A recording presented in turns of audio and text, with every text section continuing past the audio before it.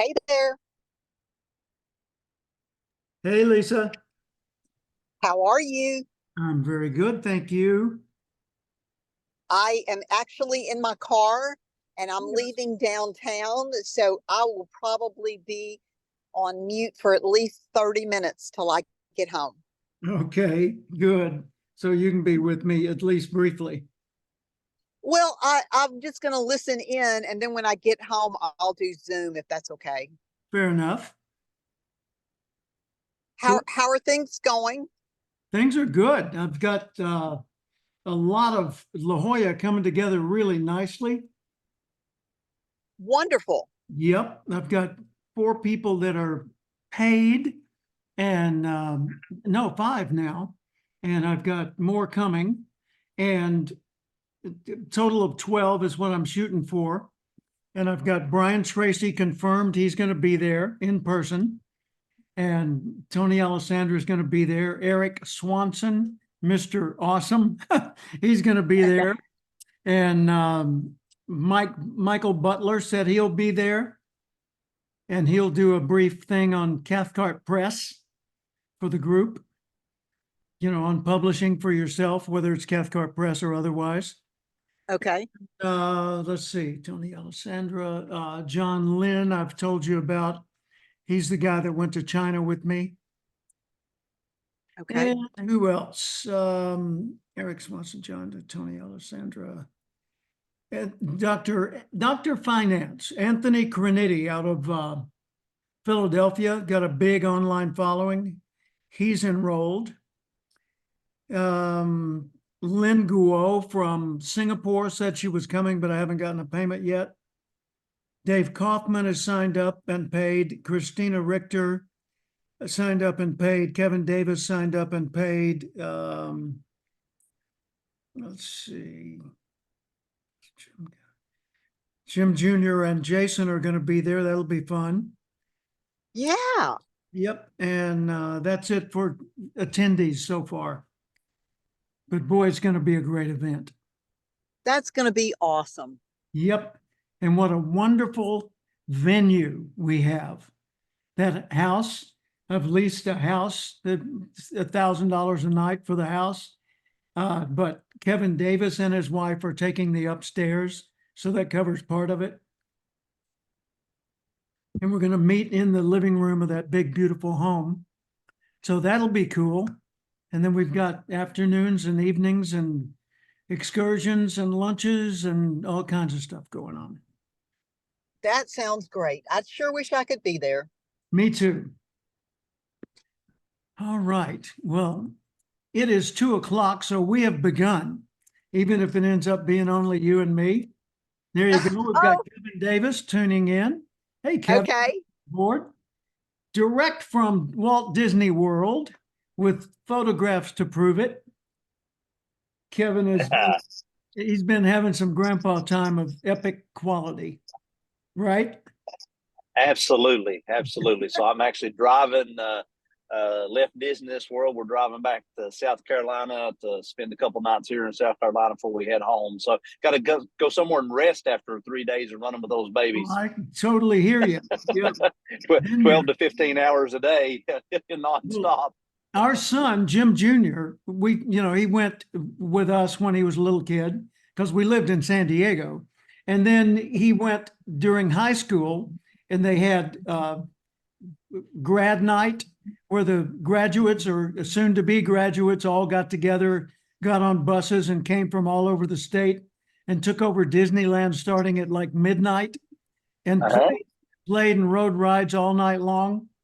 And so there's thousands and thousands and thousands of kids from all the high schools and parents who went along to chaperone, which Paula and I did. And Paula even did it one subsequent year. But he became so addicted to Disneyland that when he got to be a grown-up, that's the first place he took his new girlfriend when he got his hands on his college savings fund. And since then, he had an annual membership and he's taken his own kids who are no longer kids, 21 and 23. He's taken them many, many, many times every year. So he's totally into Disney. Yeah. Well, if it wasn't for grandkids, I would never be at Disney. So because I said I'd never go again, and then when the grandbaby came and my daughter said she was going to take him, and that's the last year, I said he's a year old, he won't remember. That's silly. I'm not going to go. And then Pauletta looked at me and said, all I want to do is see you smile when he does that. And so, and I said, well, all I want to do is see you smile. So that's how it got I'll tell started. you, looking at both of your smiles in your Facebook post, that was worth the ride itself. Yeah, I'm telling you, it was amazing. I mean, it was tiring. I mean, it was funny because you ought to know I'm not that much of a social person. And the lady yesterday, we was at the Magic Kingdom, and she said, this is the biggest crowd we've had since before COVID. So very good. Yeah, they shut down the park hoppers and all this stuff. So I picked the busiest time of the year to go. So it's more fun when there's a crowd. I went. Oh yeah. You may have read this in one of my books, but when I was 9 years old, we took Route 66 from Arkansas, picked it up in Oklahoma, Route 66 all the way to Santa Monica Pier in California. And then we went south to San Diego to Coronado Island, where my uncle, a Navy captain, lived and had his 3 sons. And so we stayed with him, and he said, hey, there's a brand new amusement park called Disneyland, and it's in Orange County out in the middle of a bunch of orange groves, but it's unbelievable. You guys have got to pile in the car. Let's go. So we all went to Disneyland, my 3 cousins, Bruce, Brian, and Johnny, and my sister and me with mom and dad. And my cousins took cousin Jimmy, me, and they said, okay, we've been here before. We know the drill, and it's all paid for with the gate ticket. So no need for money. See you guys later. And they said, okay, we'll see you at X o'clock in front of City Hall. Okay. So we took off, and my sister went with the parents, and Bruce, Brian, and Johnny are carting me around. And I'm the age of Bruce, the middle guy. So Johnny's a couple of years older, Brian's a couple of years younger. And we go to the first ride, Autopia, where you get in the little cars and drive around a track. And back then that was a big deal, and they were all gas-powered cars, with little lawnmower engines in them. And I was so thrilled to be able to drive my own car around the track, except I had a problem. There's a sign that says, must be this tall. I was not that tall. So I had to get in the car with a driver sitting on the side. And so that's okay. We did the ride. And at the end of the ride, I got out and I walked out the gate, and my cousins were gone. Bruce, Brian, and Johnny, nowhere in sight. So I'm yelling their names. I'm looking for them. I know better than to leave that spot. So I'm doing my best, but no luck. So finally, I start to melt down. So I'm crying, and I'm, like that, snubbing. And then it hits me. By the way, what I was not aware of, they came out the other exit on the other side of the building, and they're looking for me. Oh, yeah. And they didn't know to go the other side and look for me. So we're equally uninformed. So I'm crying, and then it hits me. I'm in the happiest place on earth. Well, I can't cry. There's no crying in baseball, right? So I said, I'm going to go see characters. So I took off, age 9, alone in Disneyland for the first time ever, living in Arkansas, never been to California before.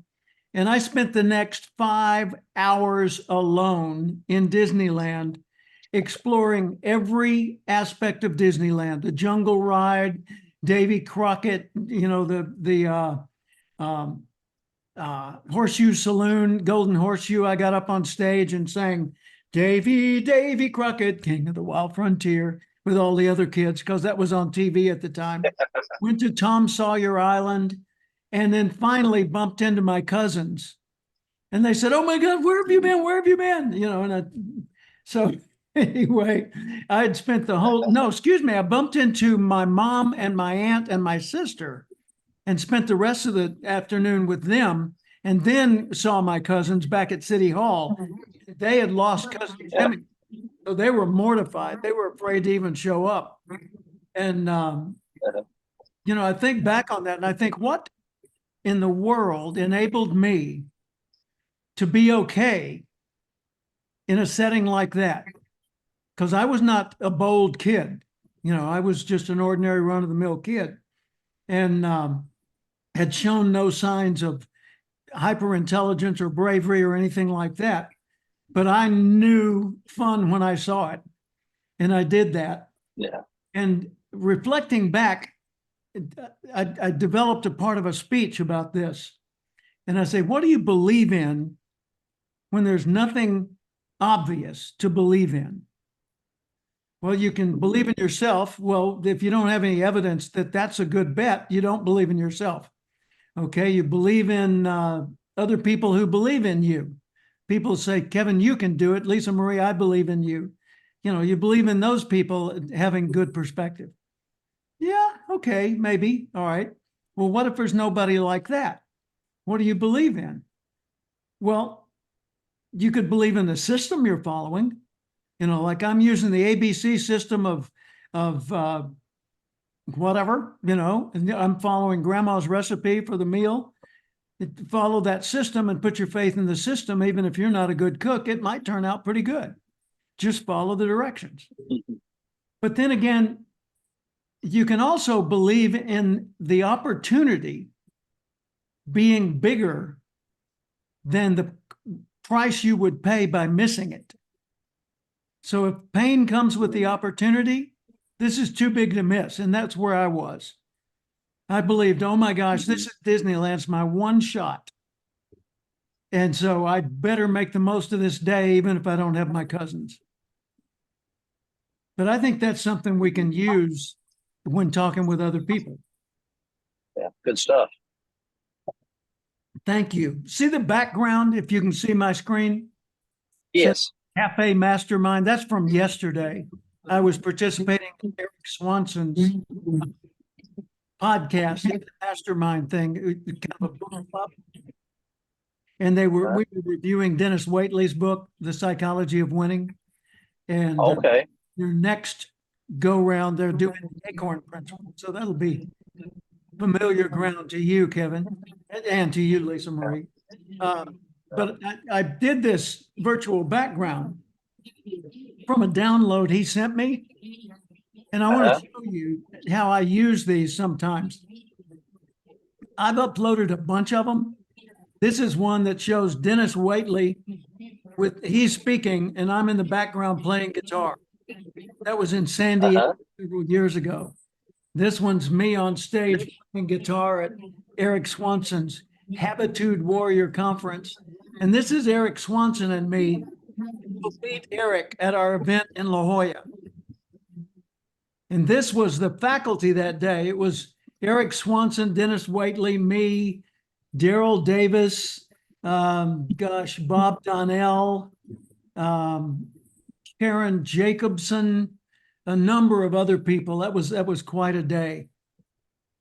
And this background is the background I use when I'm doing the McQuestion Perspectives Matter PBS TV show.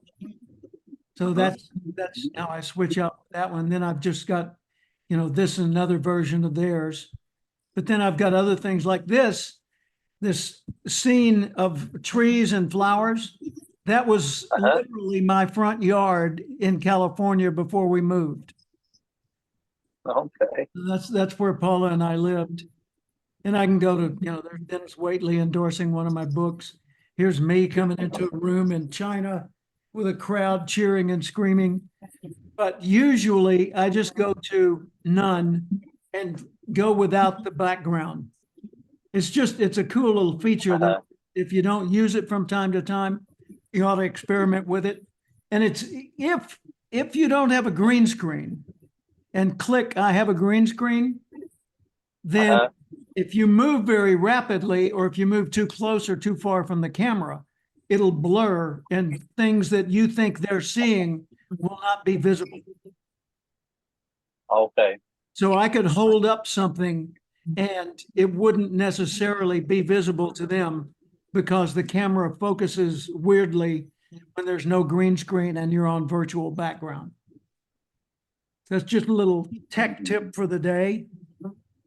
I spent the morning today in a seminar at the NSA Austin chapter, and the speaker was Elizabeth McCormick. Elizabeth McCormick is the president of the North Texas chapter, Dallas, and she's a former Army Black Hawk pilot. And she does 120 speeches a year. That's a lot. And she's booking them all herself. Yeah. You know, it's done by hand, straight up, not some gift from above thing that she discovered that took care of it all for her. And so she was teaching us how to do the things that she does in her own business, and had several good lessons today. So I thought I'd pass a little bit of that along. Lisa Marie, you have been talking with Michael Butler about doing a quote book for me. Yes, I have, but I haven't heard back from it. That's okay. I'm using that as a point of reference. Oh, And I'm you sorry. wrote a book called Bookability Factor, little tiny handbook, inexpensive to produce, that Elizabeth McCormick produces, and it's 67 tips on getting booked and paid as a keynote speaker. And so it's Oh. a pretty cool little thing, and each one of them very short, right? And she gives those out as what she calls an ethical bribe. That's a term that's often used in ClickFunnels. Is you offer something, if you'll give me your email, if you'll click here, I'll give you X, and you can download a PDF of my grandkids' photograph, whatever, something, an ethical bribe. And so she used it the following way. She got up in front of the group. I'll give Kevin a chance to log back in here. She got up in front of the group and she said, I have an ethical bribe for you. She said, those of you who participate by asking a question or offering an idea, I will give you a copy of this book. And she had a whole stack of those books. And whenever we did that, she would reward us with the book. And it really did stimulate some very quick audience engagement. And one of the things she did at first is she asked a question to which you would respond yes or absolutely or yeah, that kind of a thing. And she didn't get much of a response. Well, we've all seen people that say, I can't hear you, and they do it again and again. And that's really, really, really cliche and way out of date. That would have been good in the 60s or 70s. But anymore, that's a bad idea. But what she did do is she asked her question and got very tepid response.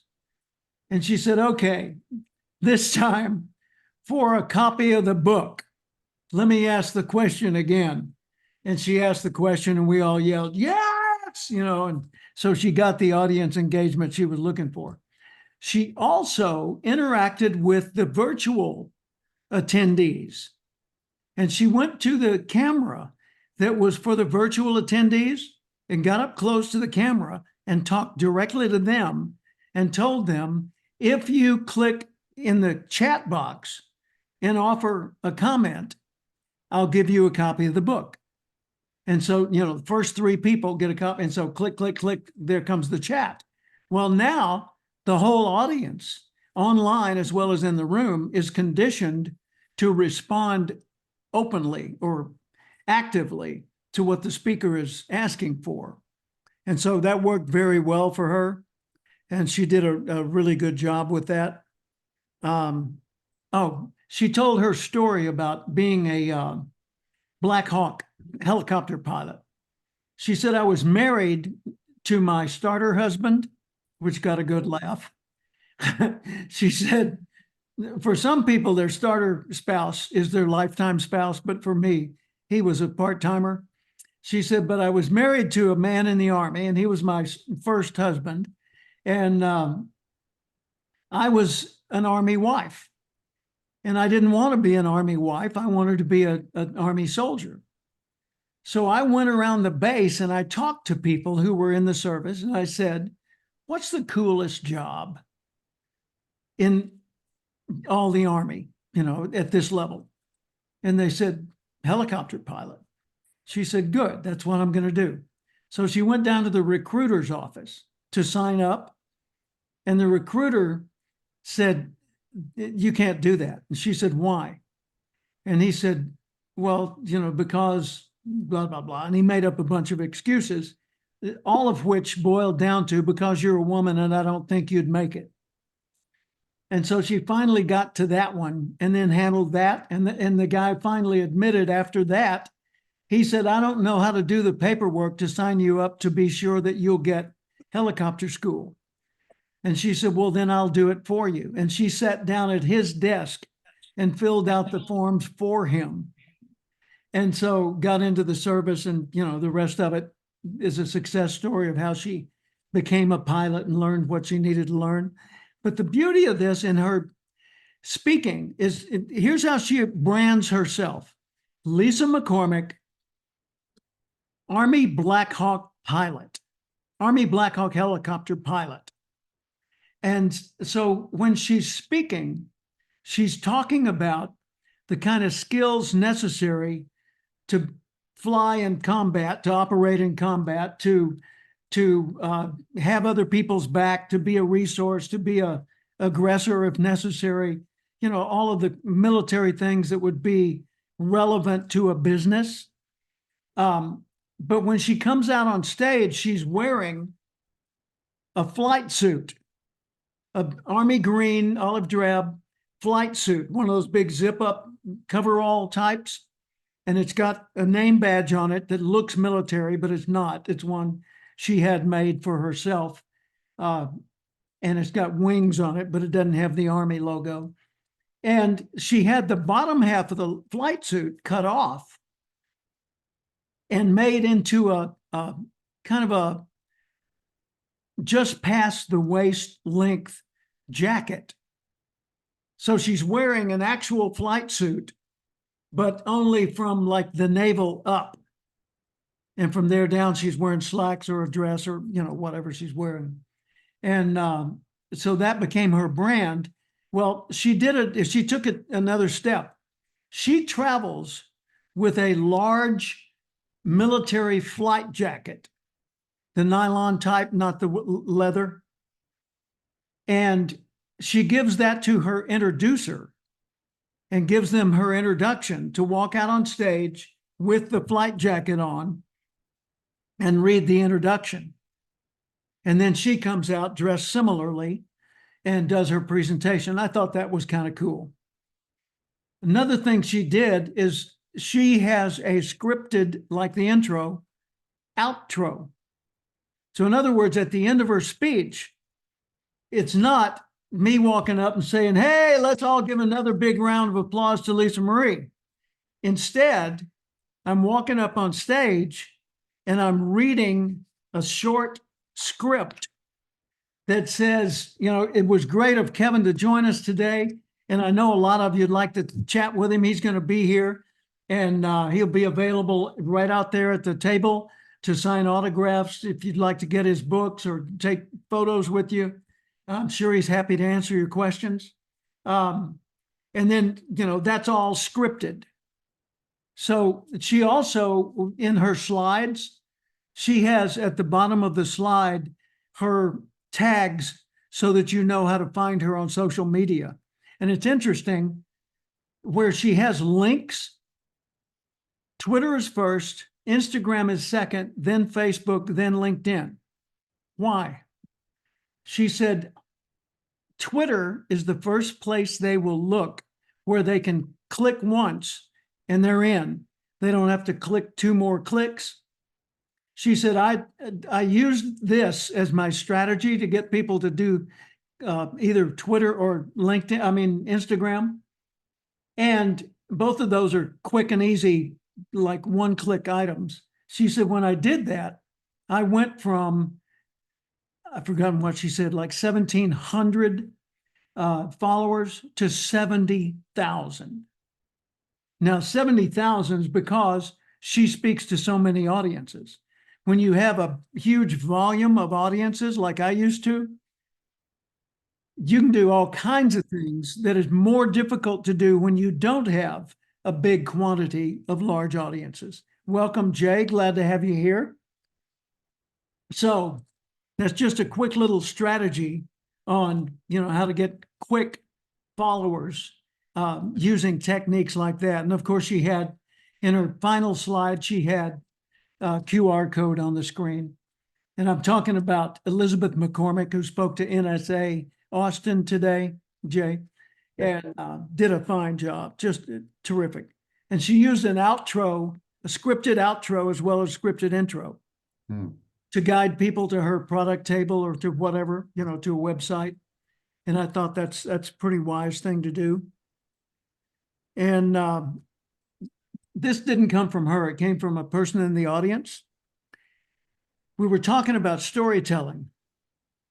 And and this relates to your question the other day, Jay. She said, you live and relive. You don't tell and retell. And this is an audience member, not Elizabeth. And I thought, well, that's as well said as it gets. Truly, when you are telling a story, you need to be emotionally and mindset-wise in that story. When I was telling an earlier story about being a 9-year-old lost in Disneyland, I was kind of feeling the fear and the confusion all over again. And I was seeing the setting in my mind and seeing my cousins who were desperate to find cousin Jimmy who's lost. And it just drives home the point. When you tell your story, live it and relive it. Don't tell it and retell it. So that's just a bit of wisdom for today. I've got more, but let me throw it open to the three of you. What questions or comments do you have for us today? Hey, I'm going to start just because I have this question on my mind. Have you Good. talked to Michael Butler about the quote book? Yeah, I have And not talked to him about the quote book recently. Okay. I've only talked to him about the upcoming expert summit in La Jolla. Okay, because boy, I never could understand why it took people years to write books, but it's a slow process, or my first experience here is challenging. I don't know, but Well, it may be more reflective of Michael's methods than of the process itself, because I've done books where I printed my own, and it's just it's like making a bunch of Word docs and putting them in one document, designing a cover and sending it to Instaprint, yeah. Yeah, so So, it's fairly simple to do. so he's actually going to do something at the event in. Yeah, he's gonna pop in on either Tuesday or Wednesday morning and talk about publishing, writing and publishing your own book, and explain how, if anybody wants to use Cathcart Press, how that would work. Okay. Kevin, you got any questions for us, or any new insights you want to share? Well, just Michael Butler. I think that's the first I've heard that name. So kind of tell me a little bit more about that. Michael Butler owns a company called Beyond Publishing, and he is a publisher of individual books like my book, Mentor Minutes, and my other book, Intelligent Curiosity. And so he does that, and he also does anthologies, like Power Women or something like that, where a group of authors will each write a chapter and pay him a fee, and he'll either interview them to create the chapter, or have a ghostwriter write the chapter for them, or they will write it and submit it, and he'll just edit it.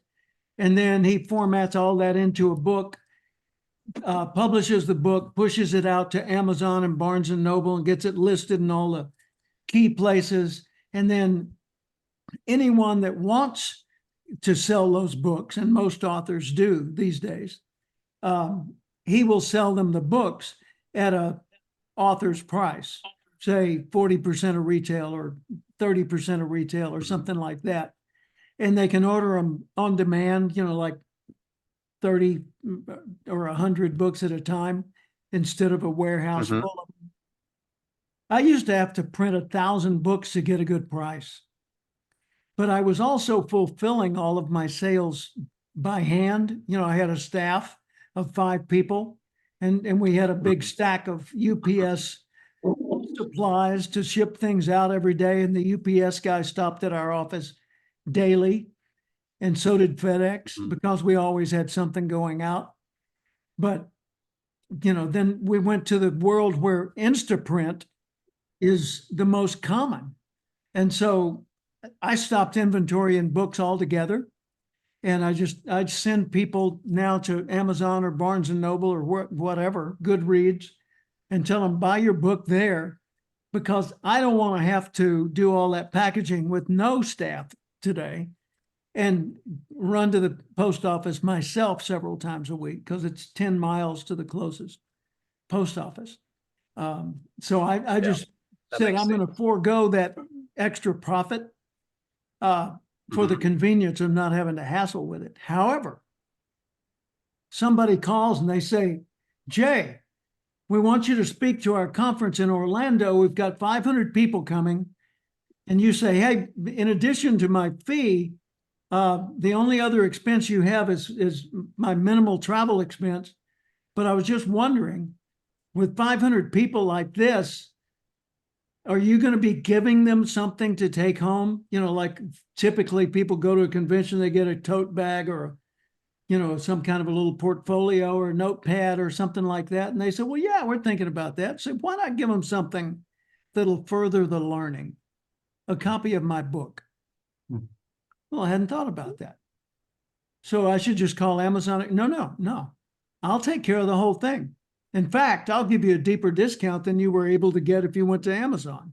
Oh, well, now we're talking. Okay, what's the book retail for? Let's say it's $25. And your price is $7. And you just get them once in a while. You don't keep an inventory. Otherwise, it costs you like $4 or something. But so they've got 500 people. So that's $350. You're going to have a pretty good inventory, right? $3,500. You're going to have a big enough inventory. Well, you tell them retail on this book is $25. How would you feel if I could get these to you for $18 a book, saving you $7? Wow. Let me check just a second. I'll check our budget. That's still a little bit high. Well, what would work for you? And they say, well, we could do 15. Done. And all I ask is that I be able to ship them to one place, not to every individual. So I will ship them. You pay me that along with my fee, and I will ship the books to your site for the convention. I will show up early enough that I can autograph every one of the books. Wow. So we can have them brought by the bellman to my room, and I will just get a sandwich and watch TV in the background while I sign books that evening. And I'll sign all 500 of them and then have them delivered to the convention room before the next morning's opening. And at the appropriate moment, we will announce that there's a book for everybody in the audience. And by the way, Jim, since you're buying these books and you didn't really have a line item for it, I have a suggestion for you. You might want to try. Oh, what's that? Do you have sponsors that are going to be getting a booth or attention or signage or something at your meeting? Well, yeah, as a matter of fact, we've got 6 of them. We got a signature sponsor and then da-da-da-da-da. Why don't you have one of those sponsors handle the books? So have them pay you the amount that you're spending on the books, and then allow them to print up a little sticker with their logo and a message from their company on it to put inside the front cover of the book. And I'll coordinate with their on-site person for them to put those stickers in the book. Why did I say it that way? Because you don't want the hassle of having to do that. Let them do that. But you've given them an idea of how to pay for something that they were willing to pay for. And so at the appropriate moment, you say, by the way, I notice a lot of you are taking notes today, and thank you for that, because I think that's the best way to let these ideas really sink in. I have some happy news for you. Kevin Davis, as you know, is one of our signature sponsors for this event. And Kevin Davis Incorporated has bought a copy of my book, XYZ, The Idiot's Guide to XYZ, for every single one of you. And they will have it for you in the back of the room. I'm happy to personalize them and to chat with you back there if you want to take pictures after this speech. So let's just have a round of applause for the Kevin Davis Company for stepping up to get those books for all of us. Yeah. And then you go back to your speech. So you gave them a hero moment, and you saved the meeting planner money on your presentation. And you got a book in the hands of everybody, which that's the best business card you could have other than a live presentation. And they're at a live presentation, for heaven's sake. So when they say, hey, do you ever speak for such and such type of a group? That's already in the book. How do I reach you? That's already in the book. Hey, could you, my wife owns a company that's in a different field. Do you ever speak for groups like that? Yeah. What would you do? Well, take a look at the book and let's look at the ideas that are most relevant for her. And now you got another engagement out of the thing. Anyway, it's a great way to do all the things we do without spending extra money or spending an awful lot of time licking labels and stamps and things like that. Like, in the past, that's the way we had to do it. So just a little thought for the day. Great. I like it. I like it. Jim, Good stuff. do you have a link posted for the Zoom meetings? Because I was driving home and I ran into traffic and I wanted to come on my phone and I couldn't find the Zoom link. This one? Yeah. Yeah, it's always meetlink.co/Cathcart. You'll find that in some of the emails that we have from the past, but it's meetlink, meetlink.co/Cathcart. Okay, great. Meetlink.co/Cathcart. Yep. Awesome. Try it now. Just see what it takes you to. Okay.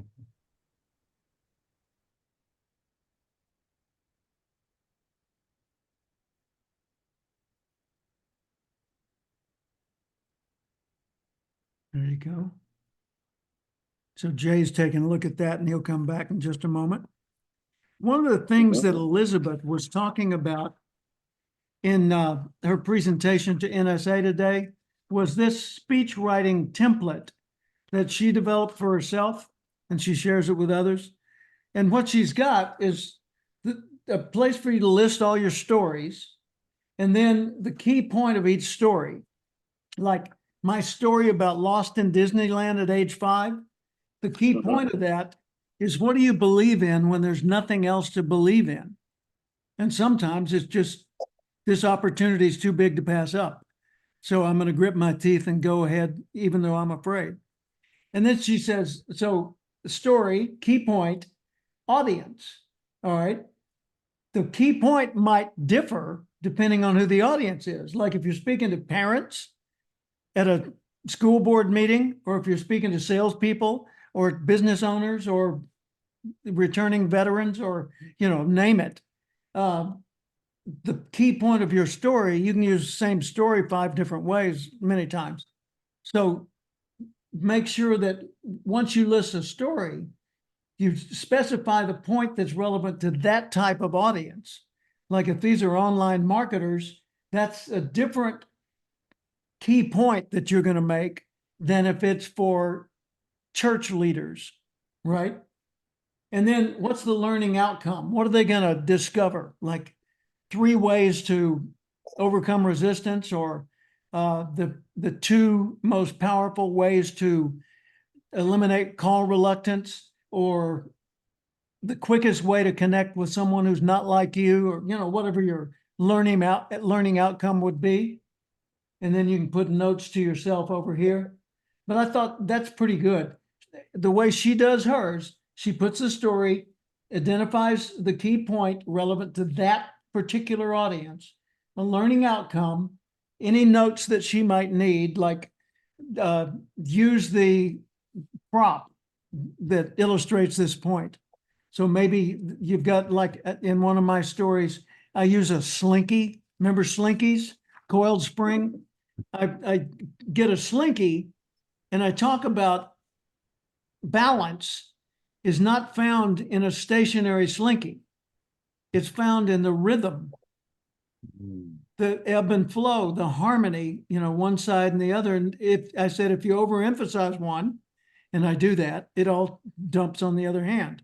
And I'm saying, if you went the other way, son of a gun. And then I get out a little tiny slinky and I say, and the same thing's true even for small organizations, and they all laugh.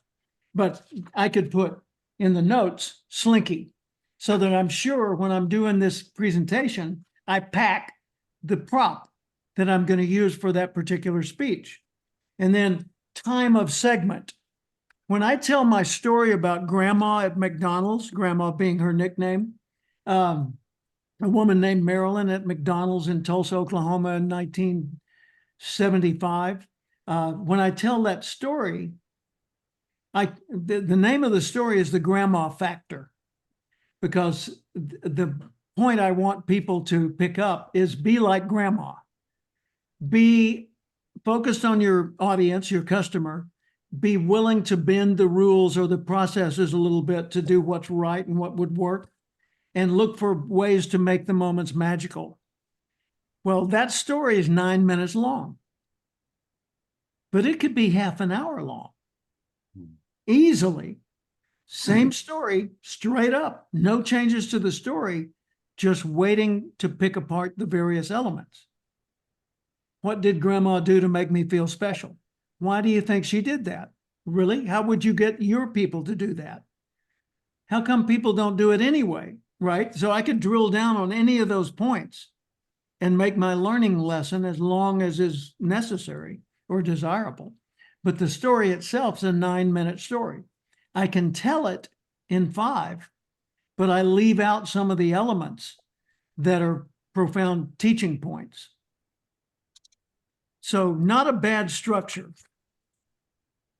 So when you're looking over the recording of this later, you know, keep that in mind and develop some sort of a sheet like that for yourself. Hers is copyrighted, otherwise I'd be sharing it with you online. Man, I love all this. This is what I do, and it's what I've done for 47 years full time, and I've never had another job since I became a speaker. Isn't that something? 47 years, same field, so many opportunities to go into a different business. But if it wasn't in training and development, I didn't do it. And I've been in partnerships. You know, I created a Professional Speakers Institute with Bill Brooks out of North Carolina. And we built that for about 4 or 5 years, but it never became a big enough profit center to where we could take our foot off the gas on our other business. And so I stayed the course as a motivational and sales speaker and did that on the side. And I formed, with Tony Alessandra and some other people, we formed a software company. It was in the early days of contact management. So CMS, no, there's another word. What do you call it? For Salesforce.com, things like that. What's the term for it? Customer relation software, CRM. CRM. Yeah, CRM. Ours was called In Contact Systems. And the company was Mentor, the letter U, mentoru.com. Wow. And we had a faculty of all the big names in speaking at that time. I mean, all the big names in speaking.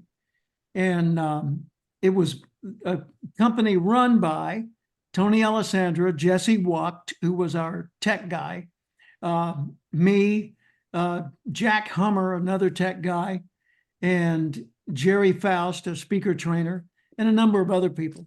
But we built it up, had a huge summit where we brought in hundreds of people to San Diego and had a 2 or 3 day lineup of amazing big name speakers.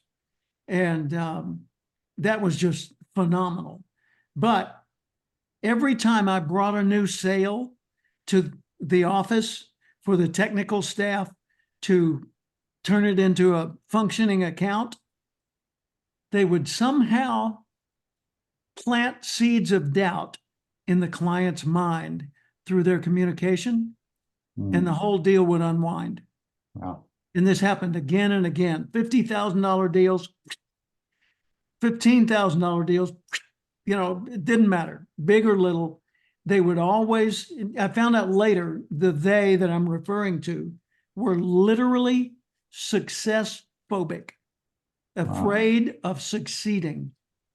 And finally, I just had to go into a board meeting and say, guys, I'm out.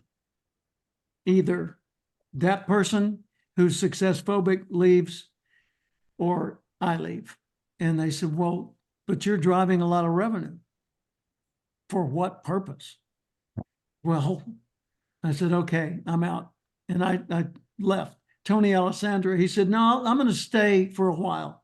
And he lost another $300,000 out of his own pocket. Oh, and then he finally bowed out. But in the time we were doing that, the only customer relationship management software was ACT, which was ACT exclamation point, and Telemagic. And I was a Telemagic user. They were based in Del Mar, California. And that was long before Salesforce or any of those others came around. Wow. But I never left my primary business. Even in that business, it was learning management software. You know, it was all about teaching, training, motivating, that kind of thing. And so that's been a strength for me. It's also been, I'm sure, a cause of me missing some huge opportunities, but not that I'm directly conscious of. So Jay, bring us up to date. What's the latest in your world? Look at this. Look at this. You won. What does it say at the base? It says the first place Division B District 48 2024 International. Yay! I got to find my little reactions thing here at the bottom. You're right. Yay! Awesome. You make that happen. There it is. And May 4th, I go to There the you district. go. Thank you. May 4th, I go to the district championship. Outstanding. Yeah.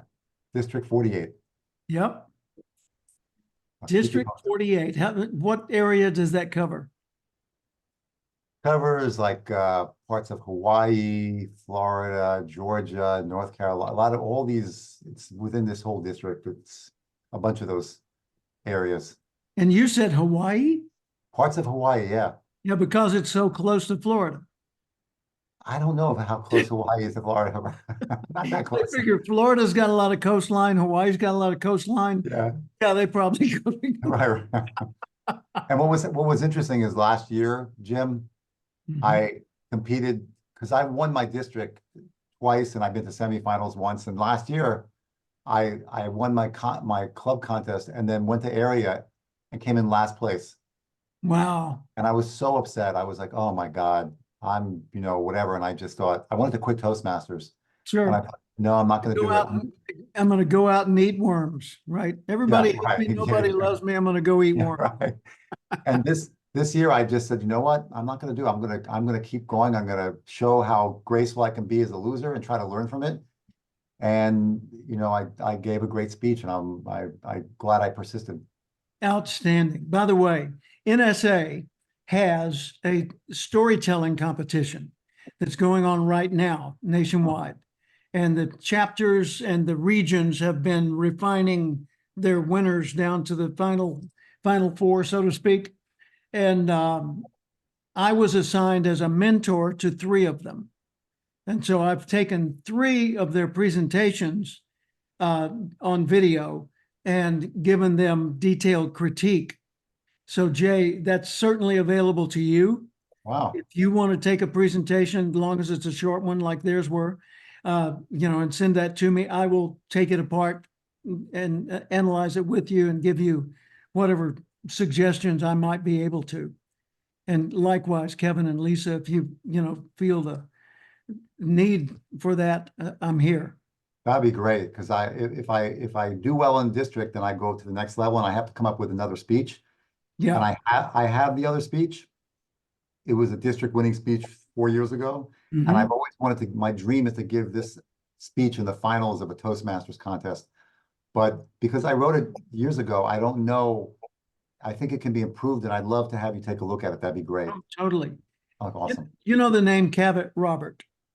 Cavett Robert is the founder. See that little statue over there by my thumb? Oh, yeah. There's a cowboy hat above it on a microphone stand, and then there's a statue. And that statue is Cavett Robert. Let me get it and show it to you up close.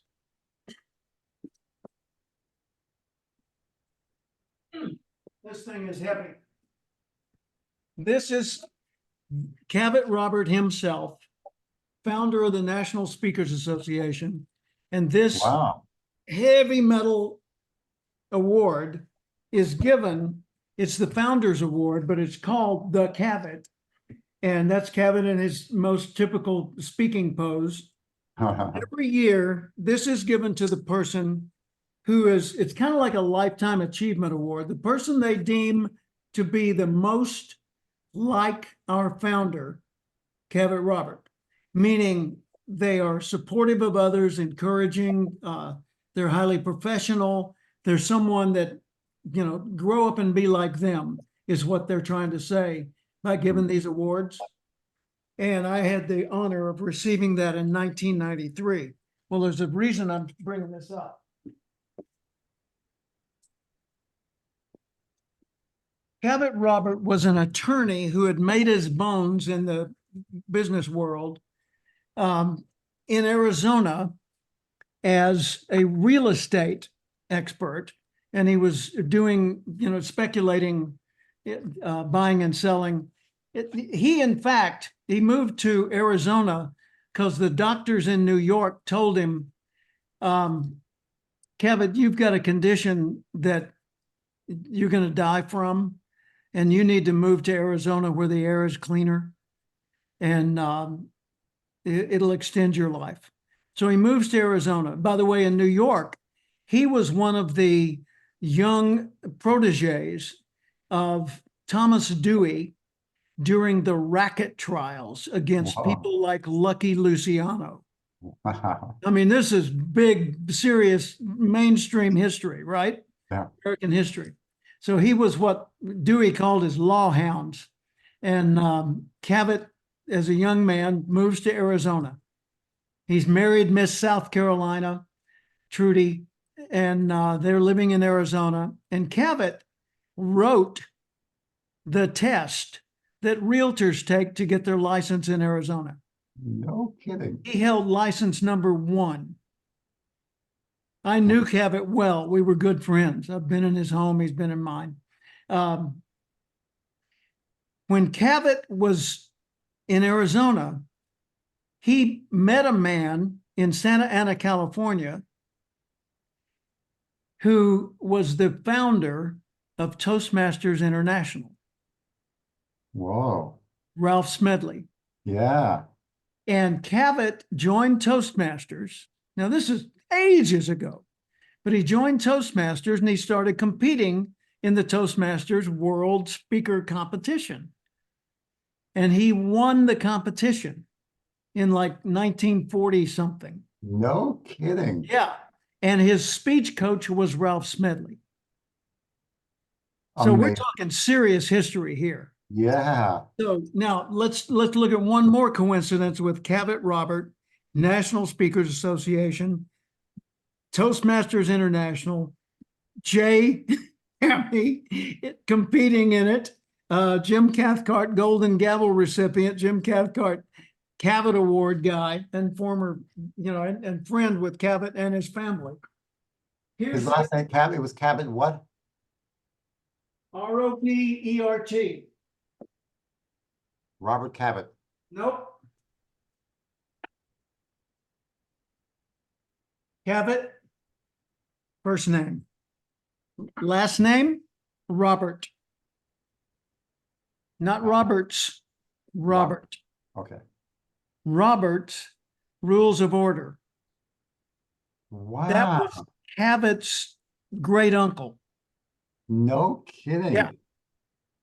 Yeah, the guy, Robert, was a guy who had been a officer in the Civil War, like a general or something. And one of the things that he learned to do was he learned to run meetings better than anybody else. And he said, if meetings are going to be led, they need to be led in such a way that everybody gets to be heard, but the majority always rules. So that nobody doesn't have a chance to give input, but they also don't get a chance to derail the meeting because they're louder or more eloquent than somebody else. So I'm going to write rules of order that everybody can follow for any type of meeting on earth. Oh. And I'm going to teach those to embrace. Well, that's what Congress uses. That's what courtrooms use. I mean, that's, those rules became the bedrock of the way people meet in the Western world. Wow. He pulled a lot of it from Parliament and other sources like that, but he came up with an absolutely brilliant set of rules. And anytime you get in a meeting and people are giving grief to the concept of following Robert's Rules of Order, they say, we don't have a parliamentarian, so we're not going to follow Robert. Well, we'll follow Robert's Rules of Order except when somebody needs to be heard. No, that's the whole point of Robert's Rules. It gives a way for people to be heard well. So anytime someone says, yeah, but what they're saying, in fact, is, I don't know these, and so it intimidates me, so I don't want to follow them. Right. Well, not knowing the law is no reason for not following the law, because the law is built to get you to do the right things. So if you don't know this, you can find little crib sheets like this on parliamentary procedure. This one, I don't know where this one came from. I've had this for like 30 or 40 years. Oh, it was Jerry Simmons, former president of the National Speakers Association, who came after me. He published it. How about that? And that was like 1990. Yeah. But anyway, learn that, because it'll make you better at what you do, even if you never run the meetings, because you'll understand those things better. There's a whole bunch of editions. There's revised editions. There's and the one I just showed you is revised, and then they've got it newly revised. This is the 75th anniversary edition. And then there's,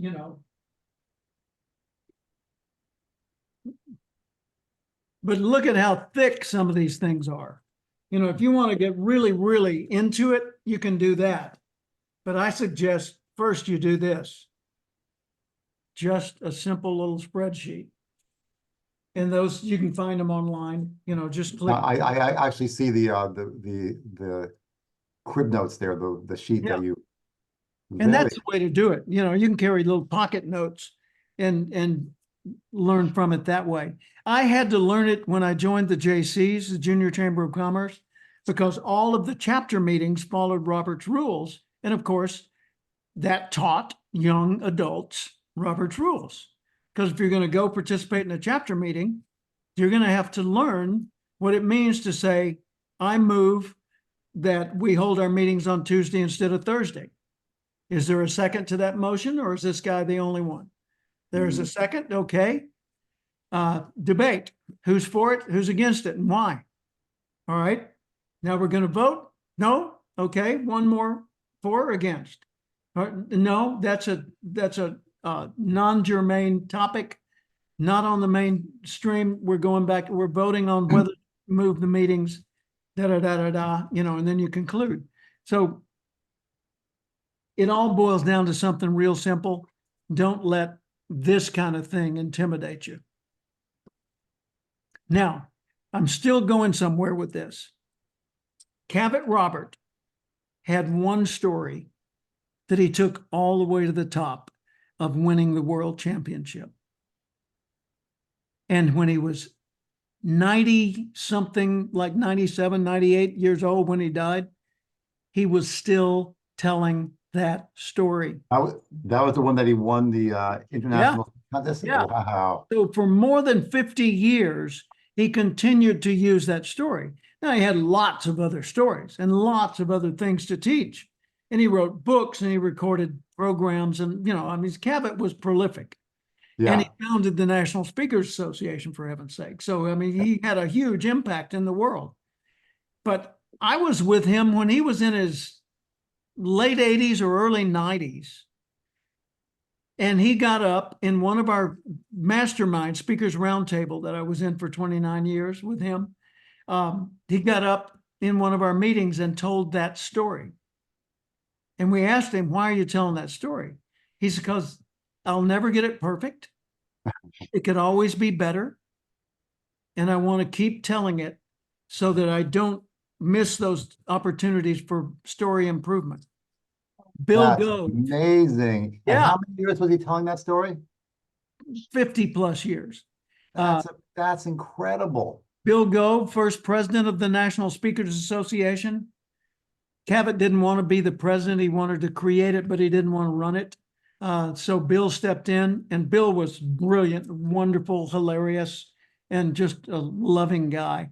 But every time Bill Gove called me on the phone, or we met at a curb waiting for a shuttle bus to a hotel or something like that, he was practicing a story or a one-liner or a whatever, a joke, The guy was just absolutely superb as a craftsman of story delivery.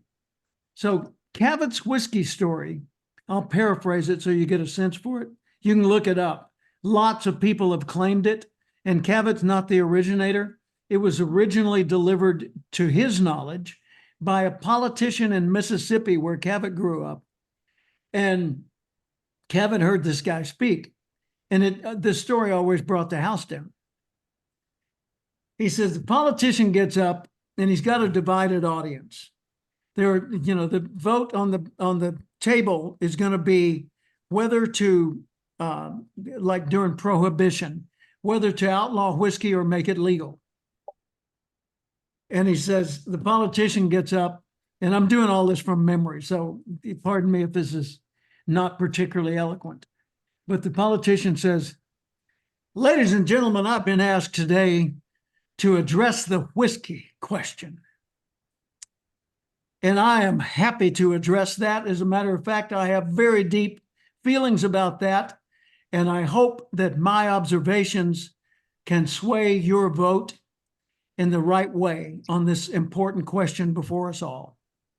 Now, if when you say whiskey, you mean that oil of conversation, that nectar of the gods that puts a spring in an old man's step on a frosty morning, that elixir of and he just goes on eloquent about this wonderful nectar that makes life better, then I want you to know, ladies and gentlemen, I am for it and I will fight to defend it. But if when you say whiskey, you mean that devil's brew that destroys families and weakens a man's constitution and puts him in a house of dependency, and that causes orphans and all of that, that crime, et cetera. He said, then I am against it and I will not waver. That is my position, and I stand firmly on that position. So that was Cavett's story. And what a hoot. I mean, the way he told it would bring down the house. Two questions, Jim. You said it was his grandfather that wrote Robert's Rules, or his father? I think it was a great uncle or something like that, but he was a direct relative in the family tree, not one of those remote ones where you could say, well, I'm sort of related to him. You know, Yeah. like the first Earl of Cathcart, the champion of Robert the Bruce, who united the clans of Scotland. I'm related to him, but I mean, that's a real stretch, right? Yeah. And the name of the speech, the story that he told for 50 years, do you remember what that was called? Because I'm looking on YouTube and I see there's one, no, you said Cavett Robert. The whiskey question or the whiskey story, either one. That's the one he told for 50 years? Yeah. Okay, it's not Build a Better You. No, Lord, no. That's a book that he co-authored with a bunch of other people. And I was offered an opportunity to be in that one. I didn't do that one. I did. Oh, yes, I did. I was in like volume 2 of Build a Better You long ago. It was an anthology where everybody puts a chapter in. And there was one that I don't see right now, but, oh, here it is. So Cavett Robert, the one that you said is the whiskey story, that's the one he told for 50 years? Yeah. See this? Professionals at Their Best by Cavett Robert and Merlin Cundiff. Merlin Cundiff was his office manager. And this is my autographed copy. That's Cavett. Ah. Got autographs from all the people that did a chapter in this book. Beautiful. Yeah. Yeah. I mean, this is a real keeper. Wow. That is amazing. Jim, a thought just occurred to me. I want to ask you a question that I don't know if anybody has ever asked you before. May I ask you the question? Of course. Okay. Somebody at our club, old guy, one in our Toastmasters club said, you know, all the rules of speaking are great and will help you, but there's one thing you need. What? And then he said, but, right, exactly. He said, but there's one rule, there's one thing, if you don't do, you will never succeed. So we're all listening. He said, you need to be likable. yeah. He never told us how to be likable, and he wasn't necessarily very likable himself. But Jim, you're so likable. Thank you. How do you become so likable? How do you, I saw you speak at NSA, and my first thought is, I like that guy. I don't even know why I liked you. I just liked you. Thank you. Is it a aura? Is it something that you can do? Well, I think we all have an aura of sorts. You know, we've got a sort of a resonance. We got a vibe. We got a halo effect. We got something that people perceive that goes beyond just actions or looks, and it comes from where we're coming from. I think. I believe that if I'm likable, the reason I'm likable is I like people. That, and I'm okay with myself. You know, I don't have any real problems with me. I wish some of my limits didn't exist. I wish my body wouldn't age, you know, things like that. But I'm okay with me. You know, I'm good. I don't need to be different. I just need to be better and better at being me, right? So I'm not coming into a relationship doubting myself, you know, thinking, oh, you know, I probably shouldn't say anything. I just, no, you know, no thanks. You know, I won't let people do things for me. That would be the sign of weakness. If someone does something for me, if it's appropriate, I just let them do it and then say, thank you very much. Dennis Waitley taught me that years ago, not the only one, but he certainly reinforced it in his, he and I used to do a series of lectures around the country, and we called it a day for winners. And I would do 3 hours in the morning on how to think like a winner. And then he would do 3 hours in the afternoon on the psychology of winning. Wow. And he had just come out with an audio album that Nightingale Conant Corporation produced, and it became their best-selling album of all time, even more than Earl Nightingale. Wow. Of all time. And this was back in the late 70s, early 80s. It made Dennis a millionaire and made a lot of money for Nightingale as well. So Dennis would say things like, if someone says something nice to you, don't say, oh no, and try to brush it away, because what you're doing is saying, you're wrong. I'm paraphrasing like crazy, but you're saying to them, you're wrong. If you knew more, which clearly you don't, then you would realize how wrong you are. So I'm not going to accept your compliment. Friends, put that side by side and compare that to this. Jim, man, I love the way you do so-and-so. Thank you. I appreciate you noticing that or mentioning that, whatever, right? Thank you. I appreciate you mentioning that. Life goes on. They feel good. I feel good. Where's the value in saying, oh, no, they say, oh, you shouldn't have. Yeah, but I did. Like if I give you a gift or do you a favor, oh, you shouldn't have done that. Really? Why? What was it that made that a bad idea? Right. Oh, no, that's not what I meant. Well, then why didn't you say what you meant? What did you mean? I meant I appreciate it, and that was very generous of you. Well, why don't you say that? Seriously, if someone someone shows up and they say, "Hey, I paid your parking ticket for you, for the toll on the parking lot. I paid it for you, so that here's your receipt." Oh man, you didn't have to do that. Well, of course they didn't. That's what makes it a gift. Right. So So let them have their moment. right. Say, wow, what a generous gesture. I really appreciate that. Man, nicely played. Put it in your pocket and let them, for heaven's sakes, be okay with the way life works. And recognize that when you're speaking, it's not about you. When you're selling, it's not about you or your product. When you're whatevering, it's not about you. It's about the value you're bringing. So when I go to an NSA meeting, I go to have fun and to give value. Because people go to meetings for two reasons. Because that's where their friends are, or they're going to get some value. So I try to be both of those. Right. Behave like they would want a friend to behave, not like I do, like they would. Not the golden rule, do unto others as you want to be done unto. No, do unto others as they want to be done unto. It's what Tony Alessandro calls the platinum rule. He's got that trademarked. And that really is the point. Do unto others as you would want them to do unto you if you were like they are.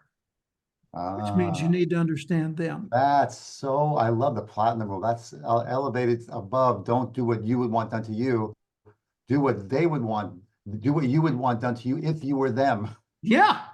It's like, when you're teaching Beautiful. personality types, all of us are aware of the 4 personality types models. The most common reference to that is DISC, dominance, interactiveness, steadiness, and compliance, or plays on those words, but same meaning. If you're primarily a dominant person, you want bottom line, fast movement, get to the point. But if you're like my wife, Paula, low dominant.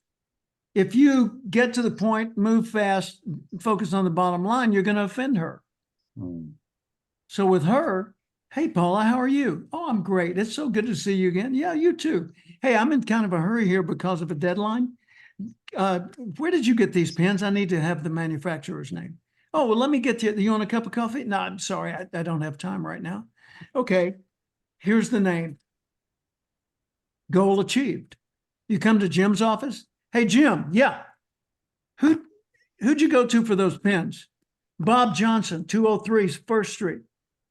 Thanks. Yeah. Back to business. I'm fine. I didn't feel a thing. If that had been Paula, she would have said, well, what happened to him? Why, what's the mood, the attitude about? Yeah, I know you said I love you, but your tone says you're an asshole and I don't like to look at you. I mean, don't listen to my tone, for heaven's sakes. Listen to my words.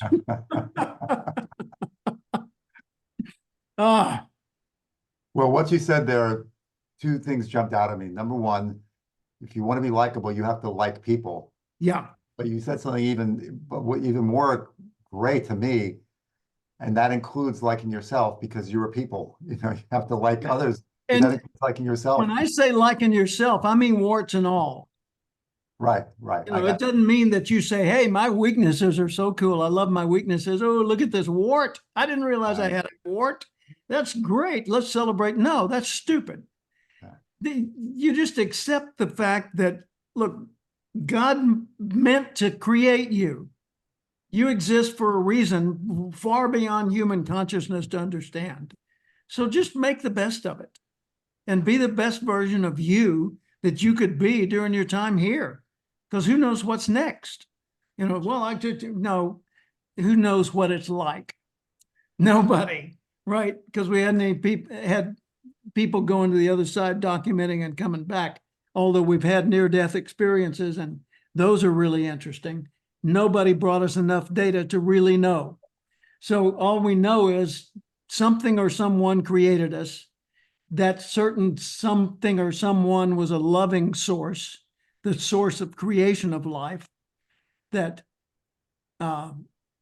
we've got the opportunity to make life better while we're here. So let's do. That's Quick, beautiful, beautiful, this is beautiful. for the people that say, okay, if there's a God, and forget about whether this is, you know, there's any religious particular take on this.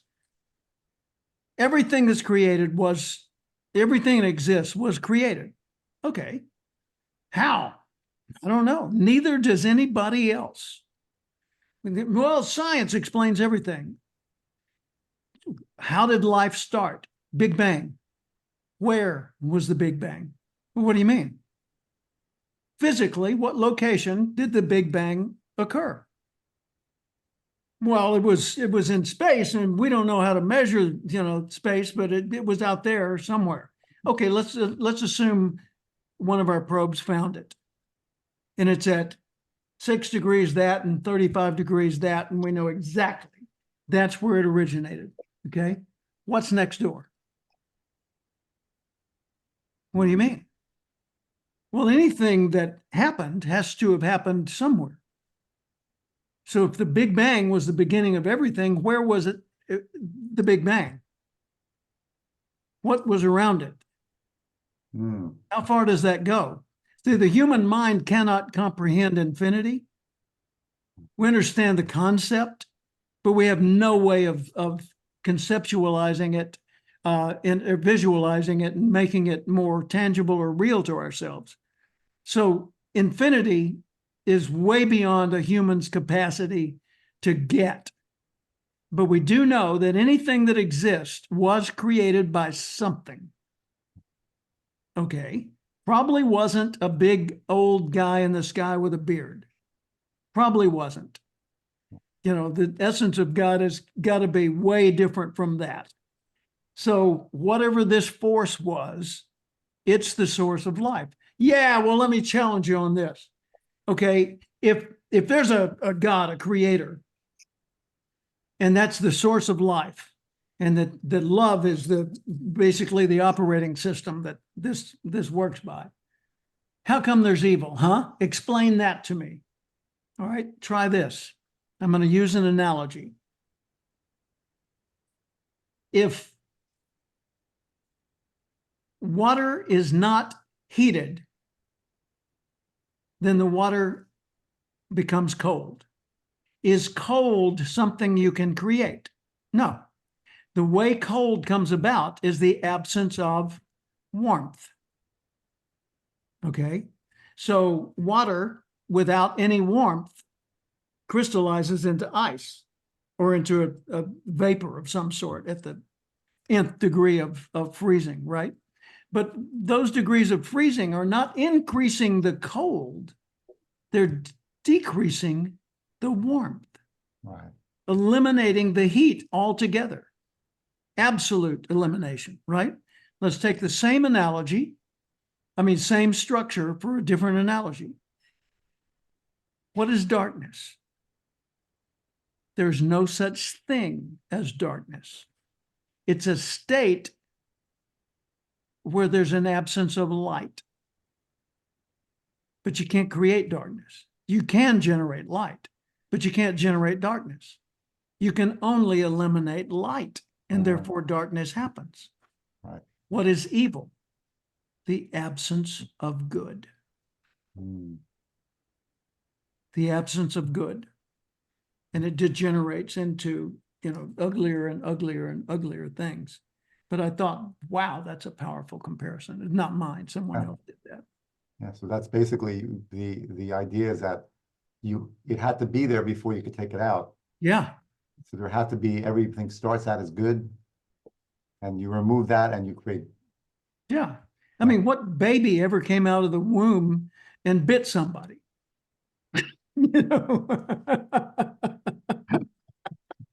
They might have peed on them, but they didn't bite them, Yeah. And Jim, the other thing you said also is loving yourself, warts and all, not like, I don't love the fact that I have these warts or that I have these imperfections, but you know what? I accept that this is part of what you have, and I'm going to love you in spite of this, and realize it's a whole package, and allow that thing to exist. That's a beautiful concept. Thank you. Especially if you apply it to yourself. Like if you look at yourself and go, you know what, it's okay, I have this, because like you said, God or the supreme being or the infinite force, if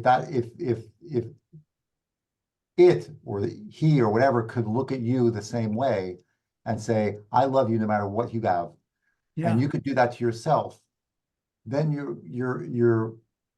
then that's the key to liking yourself. Yeah. Yeah. Well, that's a beautiful place for us to wrap this together. I've gone overtime today, but Beautiful, Jim. Thank you so much. appreciate you sticking I don't know with if you saw, but there was points where I was like literally stopping myself from crying, because that concept, when I applied it to myself and go, wow, Jay, you're okay. You're not perfect, but that's okay. yeah, I love you anyway. It's you're more than okay. Yeah. You're miraculous. Yeah. Literally. Try and rebuild another you. Jim, you shouldn't have. How many systems? Yeah, thank you for that. How many systems do you have to create and put in place and network with each other just to create a human head? Yeah. Or a human abdomen or a foot? Wow, we are miracles. Miracles. At our worst, we're still miracles. This is a great way to lead into the weekend. Thank you so much, Jim. Brilliant. I love it. You bet. Thank Thanks, you. everybody. Appreciate you tuning in. Bye. Post this online. Take care. Bye, Kevin. Bye, Lisa Marie. Bye-bye. Thank you, guys. Thanks, everyone. Goodbye. See ya. Bye.